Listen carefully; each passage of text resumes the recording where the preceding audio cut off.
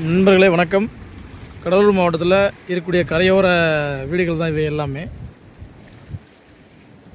கரை உடைஞ்சு தண்ணி உள்ளே இப்போ வீடெல்லாம் முக்கால்வாசி மூழ்கிருச்சு. கரையை அரசு துறையை சார்ந்த அதிகாரிகள் உடனே சரி பண்ணி தற்காலிகமாக மணல் மூட்டைகள் அடுக்கி வைத்து தண்ணி அந்த பக்கம் வர அளவுக்கு செஞ்சுருக்காங்க. தண்ணியோட அளவு அதிகமாக சென்று கொண்டிருக்கிறது. கரையோர மக்களுக்கு அரசு மூலமாக ஒலிகள் முன்னெச்சரிக்கை நடவடிக்கை எடுத்திருக்காங்க.